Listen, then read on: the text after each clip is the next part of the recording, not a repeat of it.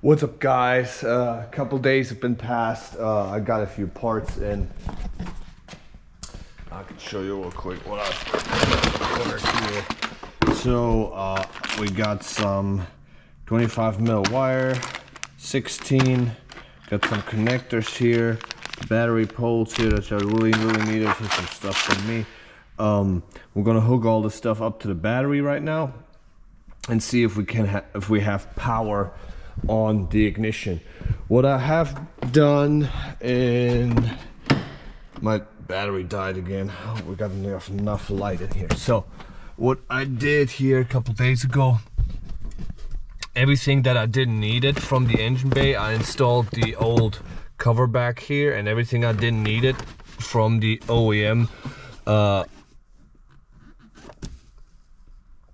parts, that the wires that came in here, I left them right there and I put them underneath that plate. What I'm gonna do later is gonna install everything up top here.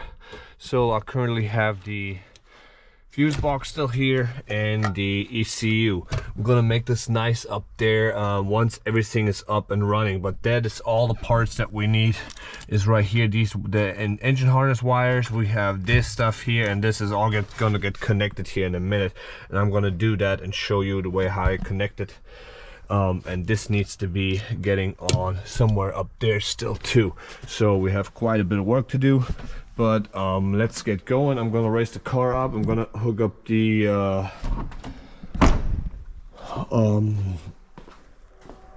exhaust sensor, what it's called again.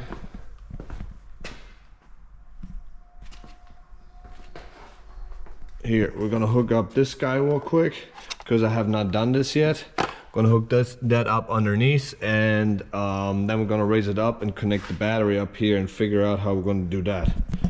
Hopefully, keeping my fingers crossed, I got power on the ignition, and if we do, we try to crank this thing and see if it works out. So today we're gonna continue on the electric with the ground kit from hybridracing. Let me see, right there we got the number. That's it. So what you got here in this kit, you got the one for the battery, and you got 3 ground kits. So we gotta see there, you have an 8mm screw, that's for 6. They're both 6, and here's a 6 and an 8. So let's see where we need to put them. I did a little bit research online, so we gotta put one on the valve cover. Then the other one here from me, it's gonna go down here. Sadly, the bumper's on right now. Maybe you can see right in there. So this is gonna go somewhere in there because my battery will sit under here in this corner. And the other one, let me see quick. So the first one we're gonna do is the valve cover ground. I have to see, I really don't have much options here. I thought I'm gonna get it on one of these right there, unless I can get the ground contact down here. If I clean that up a little bit, or we put it on here. Maybe we'll do that. Put it on here for now.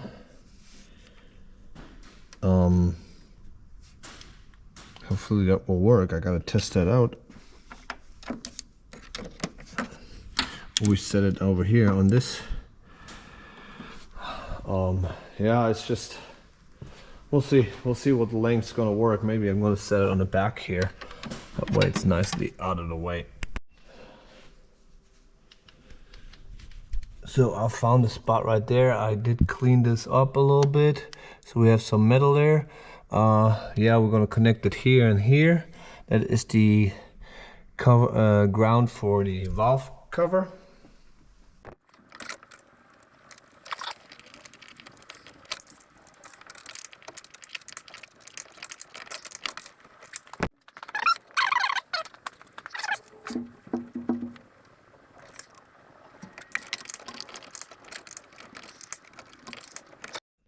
So for the next one, I'm going to lift the car up because it's down here on the gearbox side, right underneath on that bracket there. Let's get the car up quick.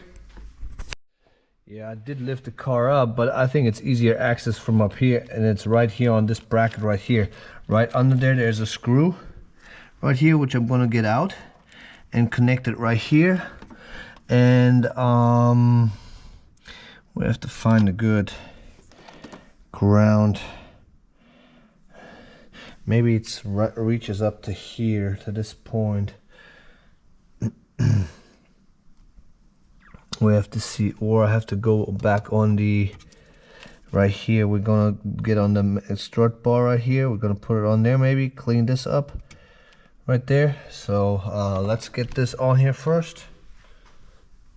So this one, like I said, sits here under the bracket and gets connected right here in my case. That is more than good enough.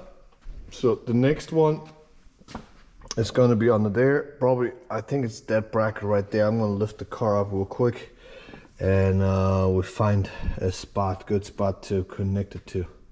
So for the next one, I'm using this location right here. And I already stuck a screw in there because the wire is really not long enough for me to reach anything else. But there is an old screw right here. Something else was holding right there in that position. I'm gonna clean that up too. That old bolt, which is welded to the frame.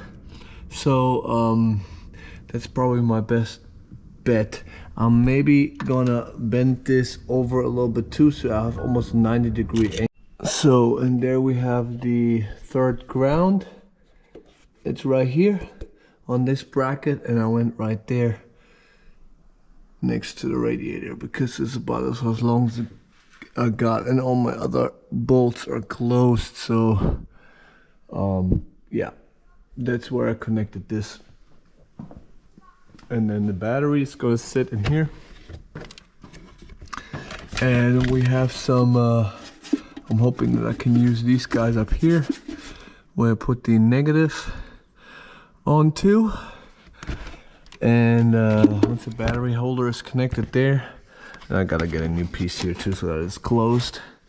But yeah, that's where this is going. So be continued, and as soon as I have my battery holder, we can continue on this and get it all done and finished up the electric. So here's a little add-on to the wiring. Here's one cable right here, the CKP sensor. So I was looking for this everywhere. You cannot even see it from the top. It's sitting right here next to the belt. So in case you're looking for this everywhere, it sits right there.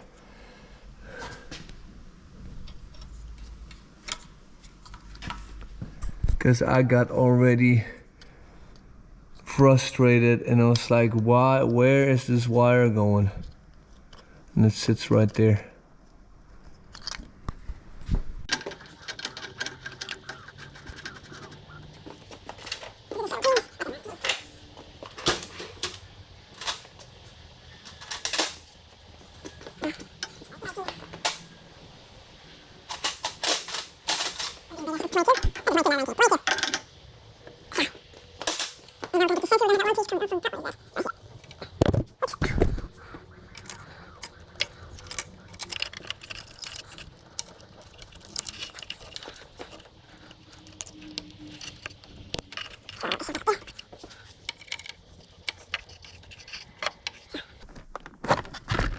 On this part, so here you have to connect the battery to two battery ports. One comes straight from the starter and the other one's coming from battery and alternator. So I think when I got this right, I gotta look it up again. This was the one that comes from goes to the battery and to the starter, and this one here is going to the alternator. I gotta look it up again, but them two, if I have them right. The rest I left all OEM, and leave it alone and done. So I do also have the fuse box from an EP3. I might switch it later on if I can. I'm not sure because I do not know if this all is the same up here. But that is the plan right now. We're gonna hook these hook power to this, and then we're gonna see if we can turn the ignition. So let's clean this one port up there real quick with the Dremel and install this guy right here so we have a ground, and I'm hoping I have all the ground for all the other ones, and then we get this going.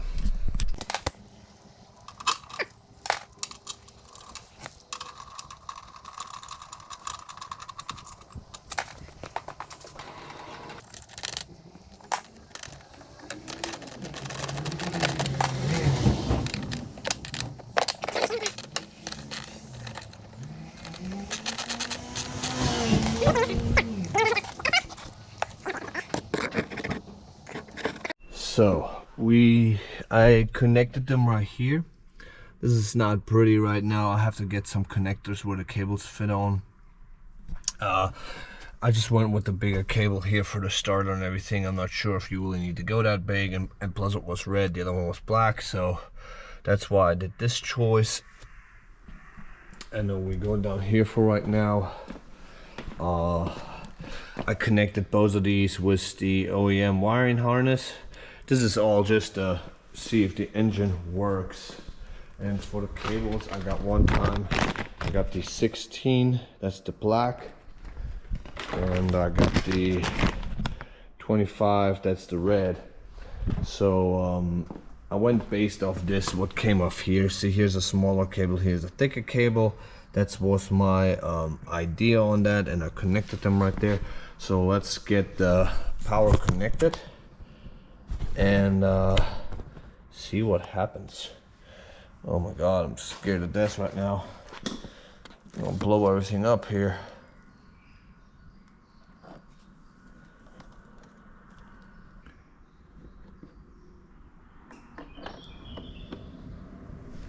Oh shit. Woo! Woohoo!